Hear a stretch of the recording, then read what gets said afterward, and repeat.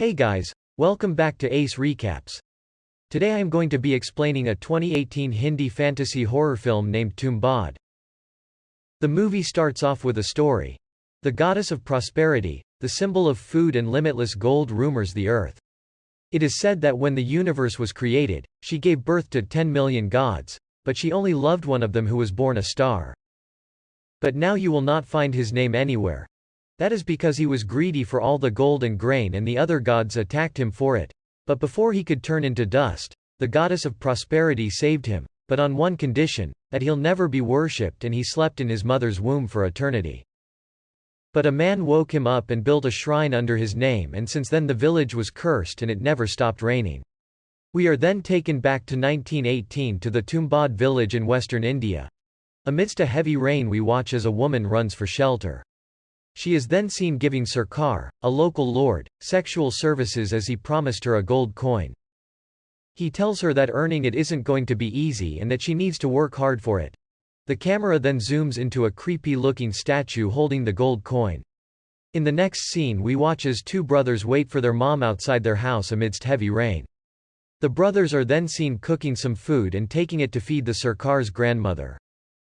They both seem very frightened of her, so the older brother Vinayak sends in his younger brother to do the task. Just as he's about to enter the room, their mother shows up, takes the food and beats Vinayak on the head. She is then seen adding more food to the plate and takes it in to feed the old woman. It is then shown that the mother tries to cut the old woman's nails with large pliers as the woman has turned into some sort of monster. The old lady is even seen chained to the wall. Vinayak is then seen shaving his mom's head and inquiring about the gold coin. Suddenly they hear some whimpering from the room. So the frightened mother goes to inquire with an axe and a lamp. The old lady is heard crying, saying that she doesn't want the treasure. So the mother tells her through a small hole to go to sleep or Hastar will come for you. Suddenly the old lady falls asleep. A few days later the Sarkar passes away.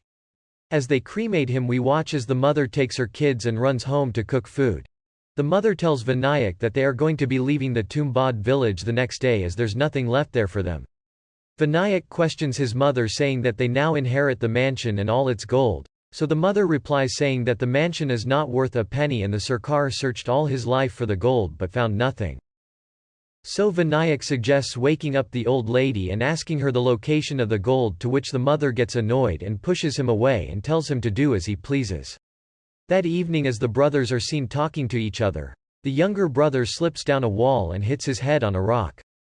The mother is then seen rushing her son in hopes to get help, and tells Vinayak that he'll have to feed the old lady that night, and if she wakes up, he needs to repeat the phrase, "Go to sleep or Hastar will come for you."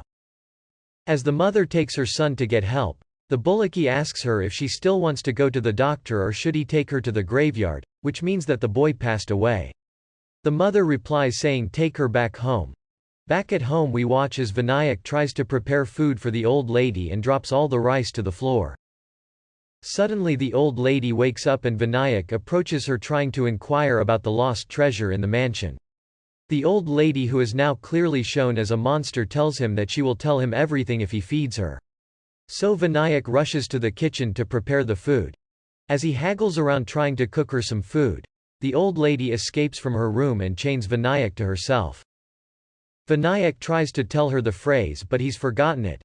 The old lady laughs and drags him to her room to eat him as she craves human flesh. Just as she's about to kill him he recites the phrase and the old lady falls asleep. When the mother returns home she is seen crying for the loss of her child and helps clean up Vinayak. The next morning they are both seen leaving the village by boat. Vinayak tries to pressurize his mother to go back to the village and take all the gold. The mother gets mad at him, gives him the gold coin that she stole from the mansion and calls him greedy like his father, and says that she wishes he died instead of his brother, and makes Vinayak promise that he'll never step foot in Tumbad again. The next scene takes us 15 years into the future where we watch Vinayak, who is all grown up now, steps down from a bus and comes back to Tumbad. He is then seen entering the old woman's room.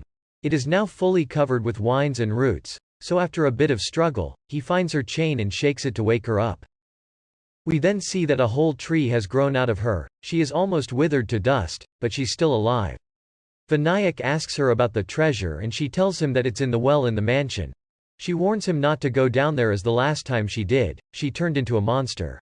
She tells him to turn back because no treasure is worth the pain. She then asks Vinayak to end her pain by burning her. A greedy Vinayak is then seen opening the doors to the mansion. After months of digging and searching, he finally finds the well that was closed off by his ancestors. He is then seen fulfilling the old lady's wishes and finally ends her suffering by dousing her with gasoline and lighting her on fire. We are then taken to the city of Pune, where we watch as Vinayak enters his house looking like a homeless person. He then gets mad at the fact that his wife Vaidehi started her own business when he was not around. She claims that he had left her and she had to find a way to make a living. They then proceed to make love and Vinayak promises his wife that she won't have to work another day in her life as he's found the gold. A well-groomed Vinayak then approaches a local businessman Raghav, who agrees to buy the gold for 62 rupees. Raghav says that he's collecting as much money as possible to get an opium permit, so he agrees to buy all the gold Vinayak can offer. As months go by, we watch as Vinayak frequently visits Tumbad and climbs down the well, and makes various deals with Raghav for all the gold that he retrieves. When inquired by Raghav on where he's getting all the gold from, Vinayak says that it was passed down by his ancestors. Since at that time India was ruled by the British, an English officer approaches Raghav and tells him that he needs to arrange the money quickly if he needs his opium license. A desperate Raghav then goes to Vinayak's house and asks him to make him his business partner, but Vinayak respectfully declines. A few months pass by and we now see that Vinayak is blessed with a son. Vinayak also roams around in his new bike, which only the rich could afford at that time. The English officer again approaches Raghav and tells him that this is his last chance to get rich before he gets transferred outside the country. Raghav is then seen getting Vinayak a pretty slave. Vaidehi, who's taking care of their baby, seems to be upset about this. That night Vinayak and the slave are seen having coitus without the knowledge of Vaidehi. The slave tells Vinayak about Raghav's plan about going to Tumbad and searching for the gold himself. This angers Vinayak. The next day Vinayak hides and watches as Raghav explores the mansion in Tumbad. He then purposefully climbs down the well while Raghav is in sight, without telling him the secrets of the well. A few hours later we watch as Vinayak climbs out of the well and shows off the gold, all the while acting like he doesn't know that Raghav is watching him. Once Vinayak leaves, Raghav decides to climb down the well himself and look for the gold. When he reaches the bottom, he notices that the walls of the pit move like human flesh. This is the stomach of the goddess of prosperity where she's kept her evil son. Raghav then finds a metal box and on opening it sees that it's wheat dough in the shape of a man. He is then suddenly attacked by the monster. This was the trap set by Vinayak because Raghav got too greedy. Sometime later Vinayak climbs down the well, and we see that Raghav is now infected and turned into a monster himself. Vinayak then makes a circle around him with wheat, and opens his box again to pick up his man-shaped dough. He is suddenly approached by the god Hastar, who wants to feed on the dough. Hastar tries to enter the circle but is burnt. Vinayak teases the god for some time and suddenly throws the dough away. Hastar runs towards it and starts feeding on it. Vinayak then rushes to the god's pouch and grabs as many gold coins as he can. He then throws his lamp on Raghav and sets him on fire and escapes the well as fast as humanly possible. So this is how it's finally revealed where Vinayak gets all his gold from. Back at home Vaidehi is seen crying and beating the slave. She blames her for stealing her necklace and kicks her out of the house. As years pass by, we watch as Vinayak keeps going down the well and becomes more and more wealthy. His son Pandurang is all grown up now, and is seen practicing collecting coins behind a line of wheat, a game taught by his father, so he can one day take over the family business. Vinayak still cheats on his wife with the slave who is now his mistress, and Vaidehi doesn't seem to care. At the dinner table we see that Vinayak is now blessed with 2 more daughters. They pray together and Pandurang asks him about the gold coins. Vinayak then decides that his son is ready to see where the gold really comes from. So the next day Vinayak and Pandurang pack up and go to Tumbad village. At the mansion Vinayak teaches Pandurang to prepare the man-shaped dough. Before climbing down the well, Vinayak instructs his son that this is just practice for the future and that they're supposed to leave the dough behind.